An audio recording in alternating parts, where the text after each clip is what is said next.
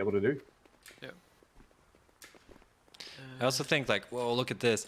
I also think one good point that you always point out when you do the press stuff, Jace, is like when you start building upwards, like the top-down view kind of also doesn't really work for that. Yeah. It's like Yeah, hard. so like some people have just asked for a top-down view.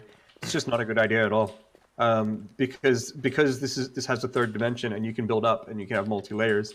Yeah. Then you can't really the top-down view. You're just going to see the top layer. It doesn't help. So things like a jetpack may be good, but then we also have things like watchtowers, which are good, and like walkways that you can build up. Yeah, things like that.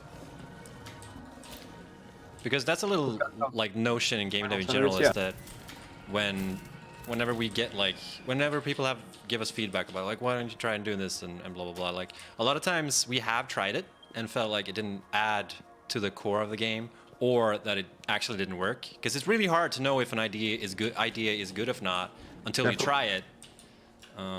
So for instance, like a lot of people ask about the procedural generation stuff, and fun fact, we did have procedural generation at one point and skipped it because we didn't feel like it added enough to the game or whatever.